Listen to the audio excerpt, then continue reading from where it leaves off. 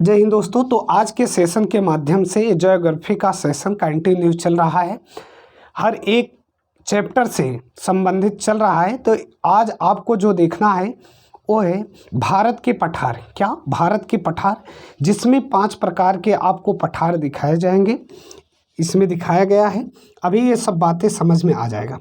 जो पठारों का प्रकार है उसमें सबसे पहले आप देखेंगे केंद्रीय उच्च भूमि, दूसरे नंबर पर पूर्वी पठार, तीसरे पर दक्कन का पठार, चौथे पर दक्षिण भारत का पठार, पांचवें पर उत्तर पूर्वी पठार। तो ये 5 पठार को देखना है। कितने? 5 पठार को। तो केंद्रीय उच्च भूमि की तरह मतलब उसमें अरावली, मालवा, बुंदेल, विंध्याचल, सतपुड़ा, ये सब यहाँ दिखाया गया है। ये अरावली है, ठीक। तो इन सब पठारों को विस्तार से समझना है, एक एक बात को। तो चैनल पर नए हो तो सब्सक्राइब जरूर कर लेना, शेयर वेयर कर देना। आज का मोटिवेशन है खुद को स्पेशल समझकर जीना शुरू कर दो, क्योंकि भगवान ने कोई भी चीज़ फालतू नहीं बनाई है। कहने का मतलब ये है आप खुद ही स्पेशल हो और जिस काम को कर रहे हो उसमें अपना पूरा सम्मान दो। कोई भी काम कर रहे हो आप हमेशा असफल ही होते हैं। जैसे कोई भी आप बिजनेस या पढ़ाई करते हो तो उसके निगेटिव थिंकिंग पहले सोच लेते हैं, जिसके कारण सफल नहीं हो पाते हो, पॉजिटिव ध्यान ही नहीं देते हैं। और अपने काम को सम्मान देना चाहिए। आप चाहे जिस पोस्ट पर रहें, अपने कार्य को हमेशा वरीयता दें, खुद ही लाइफ ऑटोमेटिक होता है। कभी आप ये सोचे हो जो मैं काम में असफल हो रहा हूँ उसी काम में कोई व्यक्ति उसमें सफल है? कोई भी एक धंधा ही ले लो, जैसे फुल्की की दुकान ही मान चलो, एक छोटा सा एग्जांपल कि मैं उसमें असफल हूँ तो कोई वहाँ पर सफल भी है। या मैं कोई बिजनेस डालता हूँ, कोई मिल की फैक्ट्री डाला, मैं वहाँ असफल हूँ लेकिन उसमें कोई सफल भी है। तो मतलब आपको कैसे सफल होना है ये आपकी सोच बता देगा कि सोच कैसे है, निगेटिव है या पॉजिटिव है। तो आइए स्टार्ट करते हैं, बाकी आप तो खुद ही जानते हैं, ठीक। तो आइए स्टार्ट करते हैं। तो यहाँ से देखिए भारत के जो 5 पठार हैं उसमें पहला केंद्रीय उच्च भूमि। तो उच्च भूमि को देखते हैं, केंद्रीय उच्च भूमि। इसके भी 5 पार्ट हैं, इसके भी केंद्रीय उच्च भूमि के भी 5 पार्ट हैं। कौन कौन से? पहला हो जाएगा अरावली। आप एक एक को लिखते जाइए। अरावली। दूसरा हो जाएगा मालवा का पठार, मालवा का पठार। और तीसरा हो जाएगा बुंदेल पर्वत, बुंदेल पर्वत। चौथा हो जाएगा आपका विंध्याचल।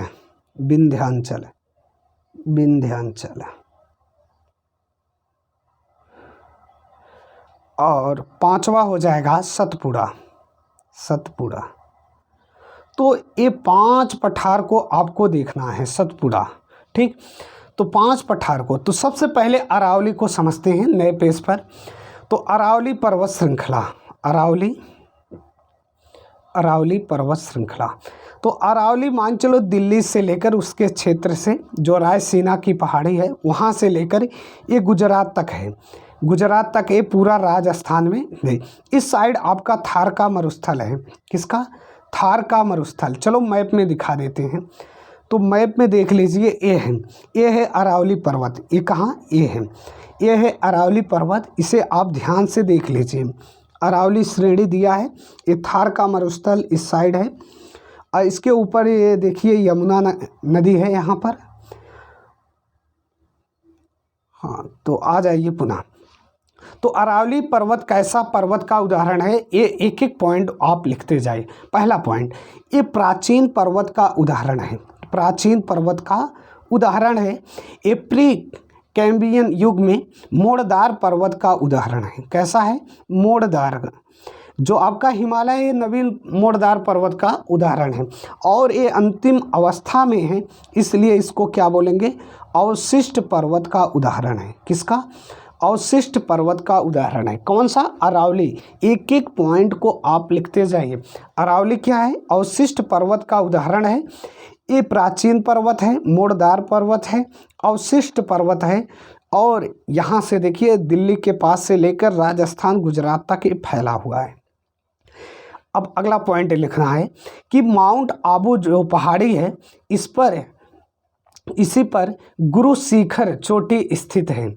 ये दिलवाड़ा का जैन मंदिर भी, यहाँ जैन मंदिर भी स्थित है, जैन मंदिर स्थित है। और इसकी जो सबसे ऊंची चोटी है उसका नाम है गुरु शिखर। मैं काफ़ी बार चर्चा भी किया हूँ, ऐसे ही आपको अपलेशियन उत्तरी अमेरिका में भी पढ़ा है।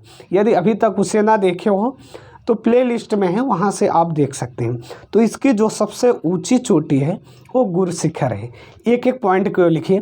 पुनः मैं रिवीजन कर देता हूँ, रिवीजन थोड़ा सा और देख लेते हैं तब रिवीजन। तो गुरु शिखर इसकी सबसे ऊंची चोटी है जिसकी ऊंचाई 1728 मीटर है। कितना है? 1728 मीटर है। दिलवाड़ा का जैन मंदिर भी यहीं स्थित है। और इसी के पास से सांभर झील से, गुजरात में जो स्थित है, सांभर झील से लूनी नदी निकली है जो अंतः अवक्षेप नदी है। कौन सी? लूनी नदी, कहीं लिख देते हैं। तो लूनी नदी जो कि अंतः अवक्षेप नदी है, राजस्थान के थार वाले मरुस्थल से होकर वो गुजरती है। कौन सी? लूनी नदी। मान चलो यहाँ से आकर ऐसे ही ये लूनी नदी कच्छ के रण में समाप्त हो जाती है। चलिए पुनः, तो क्या क्या पॉइंट थे? तो पहला पॉइंट है कि यह प्राचीन पर्वत का उदाहरण है, प्राचीन पर्वत का उदाहरण है। और दूसरा पॉइंट था कि ये मोड़दार पर्वत का उदाहरण। तीसरा अवशिष्ट पर्वत का उदाहरण। और चौथा इसी पर रायसीना पहाड़ी है और इसी पर राष्ट्रपति भवन भी बना है, राष्ट्रपति भवन भी बना है। और ये अवशिष्ट पर्वत का उदाहरण है। दिलवाड़ा का जैन मंदिर भी स्थित है। गुरु शिखर इसकी सबसे ऊंची चोटी है, 1728 मीटर है। और अंतः अवक्षेप जो नदी है लूनी नदी है जो थार के मरुस्थल से इसके पास से गुजरती है, सांभर झील से निकलते हुए। सांभर झील इसी नदी के मतलब नदी से निकलती है। तो अंतः अवक्षेप नदी पूछा जाए भारत का एकमात्र, तो लूनी नदी जो कि थार मरुस्थल और अरावली पर्वत से होते हुए कच्छ के रण में जाकर समाप्त हो जाते हैं। ये कच्छ का रण है कहाँ, इसे भी देख लेते। ये वाला एक कच्छ का रण है, ये अरावली पर्वत और ये थार का मरुस्थल, इसी में क्या नदी है। अवक्षेप का मतलब यह है कि वहाँ दलदला टाइप का है। तो अरावली पर्वत से इतनी बातें निकल कर आती हैं, आप लिखना चाहो तो लिख सकते हैं। चलिए अब अगला देख लेते हैं। अगला क्या देखना है? अगला है मालवा का पठार, मालवा का पठार। चलिए मालवा का पठार भी देख लेते हैं। तो मालवा का पठार ये राजस्थान और एमपी में, मालवा का पठार तो राजस्थान आरजे और एमपी मध्य प्रदेश, ये दो राज्यों में है। और यहीं से चंबल नदी, कौन सी? चंबल नदी वो बहती है जो MP Rajasthan UP, MP Rajasthan और यूपी में बहती है। चंबल नदी पर ही 3 बांध बनाए गए हैं। कौन से? 3 बांध। एक का नाम है राणा सांगा बांध, एक का नाम गांधी सागर बांध और जवाहर सागर बांध। तो ये 3 बांध आपको याद रखना है। किस नदी पर? चंबल नदी पर, चंबल नदी पर। अब बात कर लेते हैं मालवा के पठार से बेसाल्ट चट्टान की प्राप्ति होता है, बेसाल्ट चट्टान की प्राप्ति होता। तो बेसाल्ट चट्टान ये काली मृदा के लिए जानी जाती है, काली मृदा के लिए। और काली मृदा में कौन सी खेती होता है? तो कपास की, कपास की। ये नोटेड पॉइंट है। तो यहाँ से जो नोटेड पॉइंट आता है उससे पहले कुछ समझ लेते हैं। दूसरे नंबर पर मालवा पठार। पहले तो ये समझ लो पठार, पठार में क्या क्या? केंद्रीय उच्च भूमि, पूर्वी पठार, दक्कन का पठार, दक्षिण का। और पठार कहेंगे किसे? 500 से 800 मीटर की ऊंचाई वाले को पठार बोलेंगे। तो केंद्रीय उच्च भूमि, पूर्वी पठार, दक्कन का पठार, यहाँ से देख लेते हैं। ये 5 पठार देखना था जिसमें केंद्रीय उच्च भूमि पहले नंबर पर। अब इसके भी 5 खंड हैं। कौन से? अरावली, मालवा, बुंदेल, विंध्याचल और क्या? सतपुड़ा। जिसमें अरावली में बता दिया। अब मालवा पढ़ा रहा हूँ तो मालवा को देख लीजिए, ये मालवा है। तो मालवा के पठार में क्या क्या देखें कि इसी के पास से चंबल नदी जो एमपी, राजस्थान और यूपी होते हुए अपना पानी गिराता है। और ये राणा सागर और गांधी सागर, जवाहर सागर, इसी पर बांध बनाए गए हैं। ये क्या बांध बनाए गए हैं। और बेसाल्ट चट्टानें यहाँ पाई जाती है जो काली मृदा के लिए जानी जाती है। काली मृदा कपास की खेती के लिए उपयुक्त होती है, जिससे सूती वस्त्र का निर्माण होता है। तो ये आपका दूसरा कंप्लीट हो गया। चलिए तीसरा देखते हैं। तो तीसरा क्या था, बुंदेलखंड का पठार। यहाँ से देख लेते हैं। ये देखिए बुंदेलखंड का पठार। तो बुंदेलखंड के पठार को समझते हैं। बुंदेलखंड के पठार, खंड का पठार, तो ये यूपी, कहाँ, यूपी और एमपी वाले क्षेत्र में है। एमपी वाले क्षेत्र में है। यहाँ पर ग्रेनाइट एवं नीस चट्टानें, ग्रेनाइट एवं नीस चट्टानें की प्राप्ति होता है, जिससे लाल मृदा पाई जाती है। और लाल मृदा दो तरह के, एक दलहन और एक तिलहन खेती के लिए जाना जाता है। तिलहन, तो लाल मृदा दो खेती के लिए जानता है, दलहन और तिलहन। तो दलहन की बात करें तो इसमें मटर आ जाएगा, मटर, और तिलहन की बात करें तो इसमें सरसों आ जाएगा। अब सरसों के अलावा भी आ जाएंगे, यदि आपको पता हो तो कमेंट बॉक्स में करिए। सरसों, तिल हो जाएगा, मूंगफली हो जाएगा, सोयाबीन हो जाएगा, सोयाबीन, हाँ, सूर्यमुखी हो जाएगा। बाकी सोयाबीन जो है आपका दलहन में आ जाएगा, पहले दलहन होता है सोयाबीन, ज्वार, बाजरा, मक्का, चना, सोयाबीन, ये सब अरहर, मटर जितने भी हैं सब दलहन हुए, और ये सब तिलहन हुए। और दलहन के लिए लाल मृदा, तिलहन के लिए भी लाल मृदा। इसी पठार के पास से एक नदी निकलती है। इस नदी का नाम है केन नदी। तो केन नदी या यमुना की सहायक नदी है। किसकी? यमुना की सहायक नदी है। इसी केन नदी पर कौन सा, बेतवा, चलो 1 मिनट, थोड़ा सा मिस्टेक हुआ। मतलब केन नदी तो यमुना की सहायक हुई, आगे बढ़ोगे तो बेतवा नदी होते हैं। बेतवा नदी पर माता टीला बांध बनाया गया है। कौन सा? माता टीला बांध, ये ध्यान रखना। तो किस नदी पर बनाया गया है? तो याद रखना, बेतवा नदी पर माता टीला बांध बनाया गया है। कहाँ है? तो यूपी के झांसी में है। यूपी के झांसी में है। ये बातें आपको पता होनी चाहिए। तो यूपी के झांसी में क्या है? माता टीला बांध, जो कि बेतवा नदी पर बनाया गया है। केन नदी क्या है? यमुना की सहायक नदी है। केन नदी यमुना की सहायक। तो आपको बुंदेलखंड का पठार भी समझ में आ गया। यूपी और क्या, एमपी में इसका विस्तार है। यहाँ पर लाल मृदा पाई जाती है, जो दलहन और तिलहन की खेती के लिए जाना जाता है।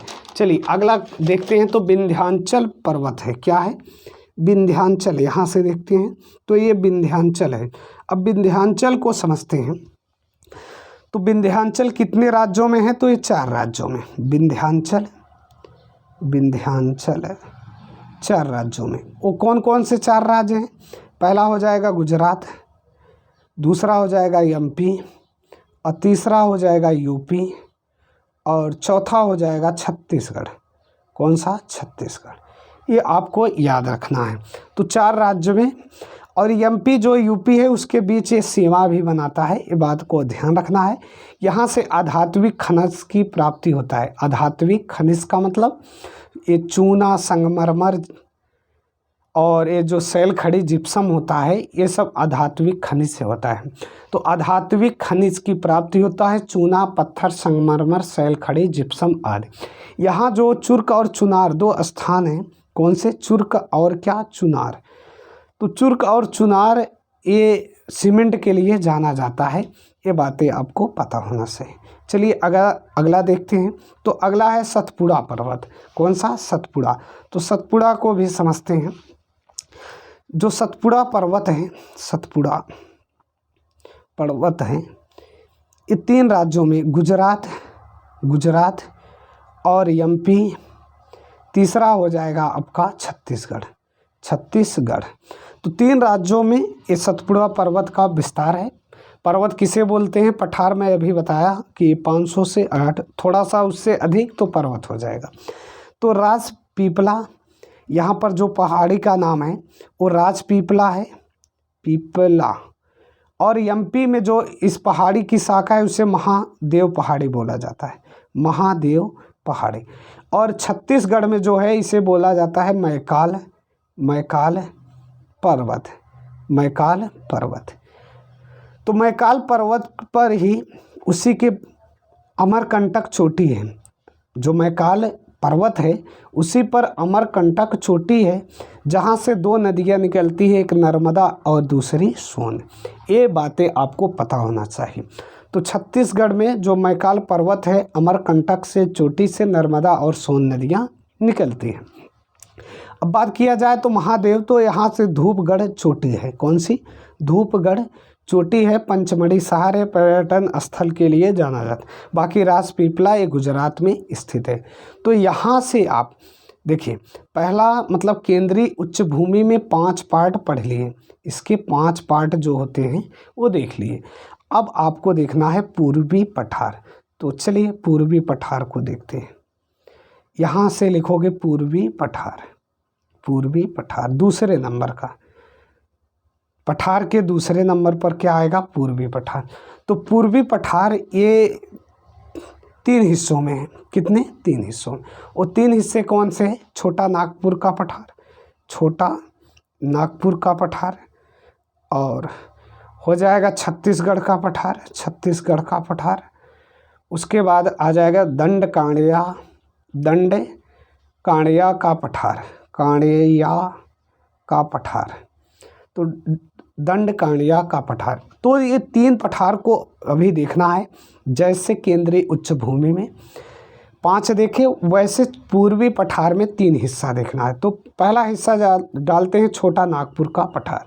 तो छोटा नागपुर का पठार को समझते हैं। छोटा नागपुर, नागपुर का पठार। तो यहाँ ये देखोगे तो इसमें भी 3 हिस्से होते हैं। कौन से? वो 3 हिस्से हैं। तो रांची का पठार, रांची का पठार, हजारीबाग का पठार और राजमहल की पहाड़ियाँ, राजमहल की पहाड़ियाँ। जो रांची का पठार और हजारीबाग है, यहीं से पास से ही दामोदर नदी निकलती है। कौन सी? दामोदर नदी, जो कोयले के लिए जानी जाती है। कौन सी नदी? तो दामोदर नदी, ये याद रखना, दामोदर नदी जो कोयले के लिए जाना जाता है। और रांची का जो पठार है, इसी पर रांची शहर भी स्थित है, रांची शहर स्थित है, रांची पठार पर है। और दामोदर नदी को रूर नदी की संज्ञा दिया जाता है। रूर नदी ये कोयले के लिए जानी जाती है विश्व में। तो दामोदर नदी जो भारत की है, इसको रूर नदी की संज्ञा दी जाती है। और भी बात किया लिया जाए तो स्वर्णरेखा नदी के नाम से भी जाना जाता है। हुंडरू जो जलप्रपात है इसी नदी पर स्थित है। कौन सा? हुंडरू जलप्रपात, हुंडरू जलप्रपात, ये याद रखना। वाटर फॉलिंग ये किस पर है? तो ये दामोदर नदी पर है। अगला देख लेते हैं तो छत्तीसगढ़ का पठार। क्या देखते हैं? छत्तीसगढ़ का पठार। देखिए पहले एक खंड देख लीजिए कि पूर्वी पठार के 3 हिस्से, पूर्वी पठार के 3 हिस्से, एक छोटा नागपुर, एक छत्तीसगढ़ और दूसरा लास्ट वाला ये दंडकांडिया का पठार। तो उसमें से पहला हो गया छोटा नागपुर का, अभी मैं बताया। अब आपको देखना है छत्तीसगढ़ का पठार।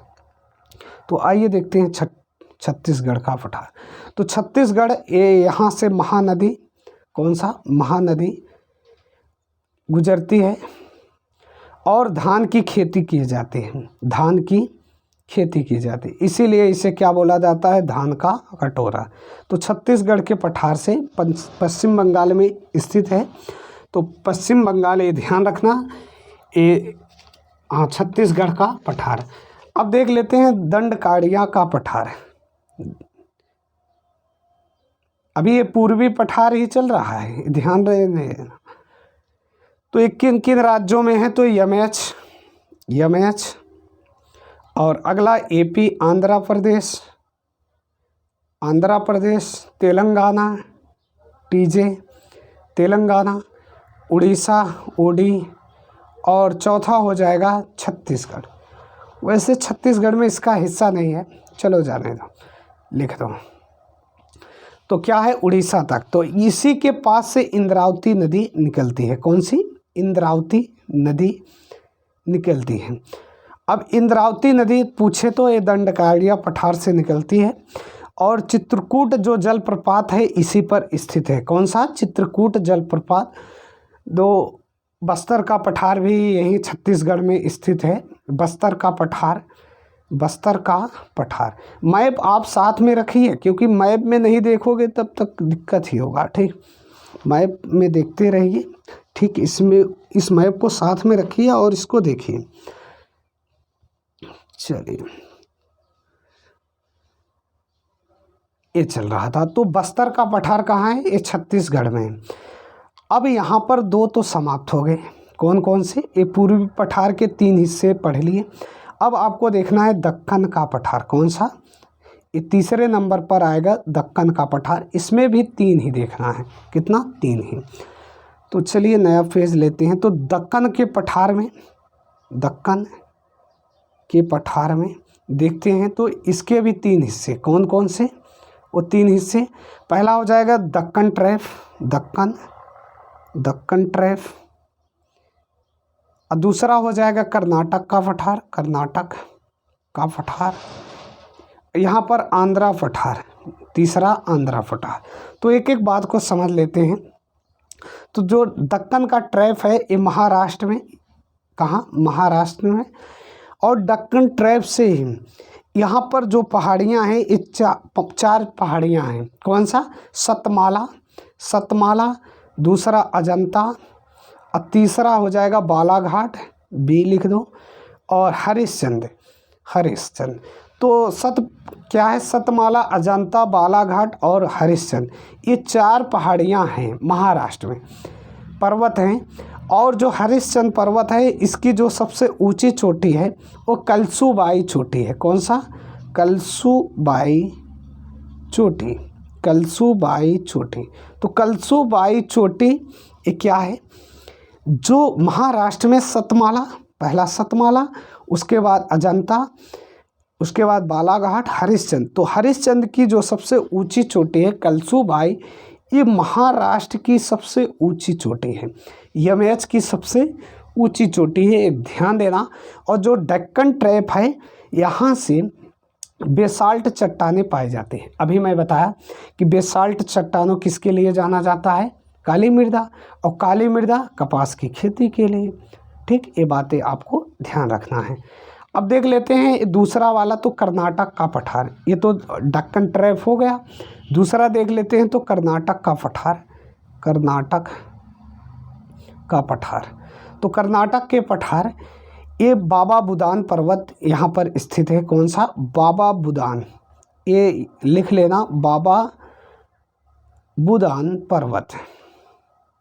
तो बाबा बुदान पर्वत स्थित है, जिसकी सबसे ऊंची चोटी क्या है?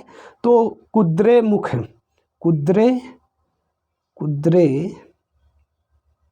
मुख, मुख सही लिख लेना।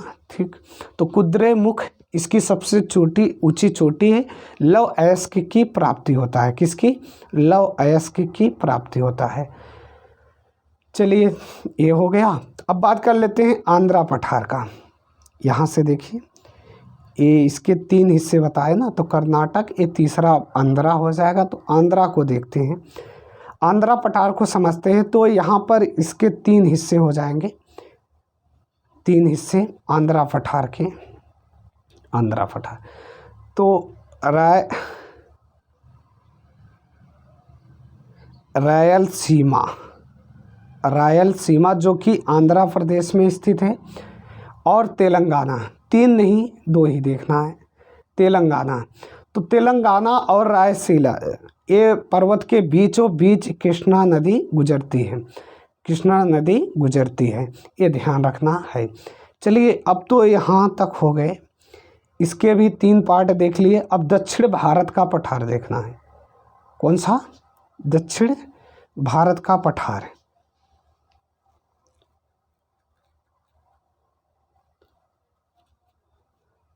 दक्षिण भारत का पठार हो गया कि नहीं? एक मिनट। दक्षिण भारत का पठार, हाँ चलो ये हो गया केंद्रीय उच्च भूमि हो गया, पूर्वी पठार, दक्कन का पठार, दक्षिण भारत का पठार ये पहले देख लेते हैं, उसके बाद उत्तर पूर्वी पठार देखते हैं। तो दक्षिण भारत का जो पठार है यहाँ पर नीलगिरी पर्वत है, नया पेज लें। तो दक्षिण भारत के पठार में ये आपका भारत का मैप हो गया। यहाँ पर ऐसे ही केरल है, केरल पर यहाँ देखोगे तो 3 तो इसकी बाउंड्री पर है, इसकी बाउंड्री पर, और एक तमिलनाडु पर है, एक तमिलनाडु पर। तो यहाँ पर जो क्रमावाइज है तो नीलगिरी है, कौन सा नीलगिरी, नीलगिरी पर्वत, अन्नामलाई और कार्डमम, ये 3 तो यहाँ पर इसकी बाउंड्री पर हैं। कौन कौन से, नीलगिरी, अन्नामलाई और कार्डमम।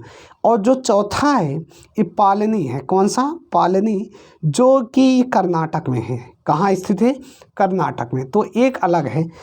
तो केरल और तमिल की बाउंड्री पर पूछा जाए तो 3 हो जाएंगे, नाम लिख लो, नीलगिरी पर्वत, अन्नामलाई और कार्डमम पर्वत, ये 3 तो इसकी बाउंड्री पर हो गए। और यदि बात किया जाए पालनी का तो पालनी तमिलनाडु में है। और अनाईमुड़ी चोटी ये केरल में स्थित है। अनाईमुड़ी चोटी अन्नामलाई की चोटी है। अनाईमुड़ी चोटी ये अन्नामलाई की सर्वोच्च चोटी है जो कि केरल में स्थित है। और ये दक्षिण भारत की सबसे ऊंची चोटी है। तो दक्षिण भारत की जो सबसे ऊंची चोटी है वो अनाईमुड़ी है। बाकी नीलगिरी की बात किया जाए तो इसकी सबसे ऊंची चोटी क्या है, दोदा बेटा। तो दोदा बेटा यहाँ का दूसरी सर्वोच्च चोटी है। और तमिलनाडु, जो कि तमिलनाडु में स्थित है। ये ध्यान देना कि तमिलनाडु की सबसे ऊंची चोटी है और दक्षिण भारत की दूसरी सबसे ऊंची चोटी है, कौन सा, दोदा बेटा। बाकी अनाईमुड़ी जो है ये दक्षिण भारत की सर्वोच्च चोटी है, सबसे ज़्यादा ऊंची चोटी है। नीलगिरी पर आपका ऊटी स्थित है, ऊटक मंडलम जिसको बोला जाता है, पर्यटन स्थल। काफ़ी लोग वहाँ गए भी हैं, जो भी लोग गए हैं तो कमेंट बॉक्स में कमेंट कर सकते हैं। ऊटी तमिल में जो स्थित है, ऊटी बराबर आप मूवियों में देखे होंगे ऊटी। तो ऊटक मंडलम पर्यटन स्थल है जो कि नीलगिरी पर्वत पर है। और कहाँ स्थित है, तो ये तमिलनाडु में स्थित है, ध्यान रखना। कार्डमम की बात करें तो इसकी स्पेशल कोई चोटी नहीं है। बाकी ये पालनी आपका तमिलनाडु में है। तो यहाँ से जो बातें थी उसे मैं बता दिया, लिखना चाहो तो आप लिख लीजिए। और अब बात करें उत्तरी पूर्वी पठार का, कौन सा, यहाँ से देख लेते हैं। ये उत्तरी पूर्वी पठार का 5वें नंबर पर आता है उत्तरी पूर्वी पठार। तो आइए उत्तरी पूर्वी पठार, यहाँ पर 3 हैं। ये है कहाँ, तो मेघालय में है उत्तरी पूर्वी पठार। यहाँ पर जो पहाड़ियाँ हैं, गारो, खासी, जयंतिया। तो गारो, खासी, जयंतिया, यहाँ 3 पहाड़ियाँ हैं। जो नाकरेक चोटी है गारो पर स्थित है, कौन सी, नाकरेक चोटी। और खासी ये विशेष मासिन रामपुर, याद रखना, जो विश्व की सबसे वर्षा के लिए जाना जाता है, मासिन रामपुर। बाकी यहाँ की ये 3 जनजातियाँ भी है, गारो, खासी, जयंतिया, यहाँ की जनजातियाँ भी हैं। यहाँ स्पेशल मतलब विशेष रीति रिवाज है कि पुरुषों की विदाई होता है शादी के बाद, ये भी आपको ध्यान देना है। ये मेघालय हो गया, ठीक। तो ये आपको पठार समझ में यदि आ गया हो तो चैनल पर नए हो तो सब्सक्राइब ज़रूर करना। एक बार मैं पुनः बता देता हूँ कि भारत के जो पठार हैं 5, केंद्रीय, पूर्वी, दक्कन, दक्षिण और क्या, उत्तर पूर्वी। तो इसमें आपको एक एक को बताया गया है। जैसे ये नीचे देख लीजिए, अरावली किसके अंतर्गत आएगा, केंद्रीय उच्च भूमि के अंतर्गत आएगा, ठीक।